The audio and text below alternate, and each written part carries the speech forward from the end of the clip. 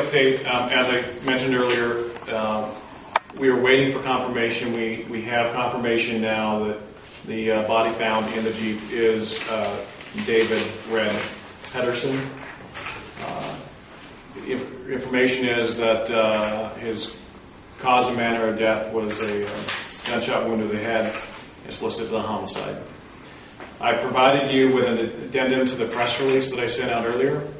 It provides some of the detail that we were provided as part of our investigation during an interview of Holly Ann Grigsby.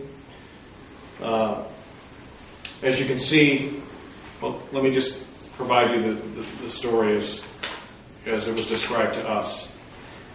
And that is, Pedersen and Grigsby alleged that they killed Leslie and Red because of what they said was an allegation that Red had molested the suspect's sister and a cousin. I want to stress that none of those allegations have been confirmed by any of our investigators. Obviously, that's something that we will look into as background and information, but certainly that's not something that we can confirm for you at all today. The plan that they set out was that they were going to allegedly kill Red as he drove them to the Everett station to catch a bus back to Oregon. Suspect Pedersen, or Joey as he's called, would sit in the back seat. Holly would sit in the front seat, and as they were driving, Joey would shoot Mr. Pedersen from the back seat. Holly would then take control of the vehicle, slow it, and then they'd be on their way. That is in fact what appears to have happened.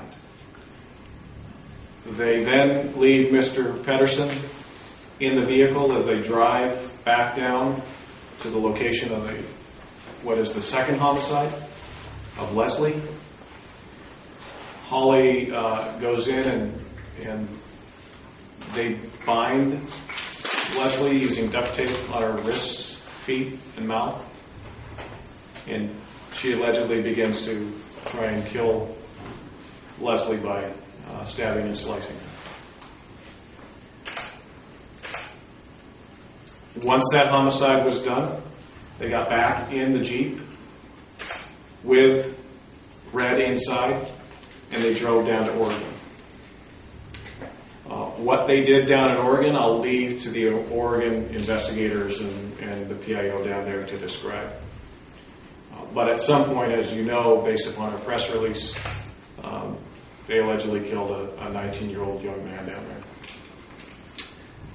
They have dumped the Jeep over the edge of the cliff with Mr. Pedersen inside. They then took the other vehicle that they had stolen from Corey down the coast through Eureka, where they killed a fourth man. Eureka Police Department is investigating that crime as well. Then they continued southbound where they encountered a California Highway Patrol officer. And as I mentioned earlier, we're very fortunate that another homicide didn't occur at that time. They were arrested down in California.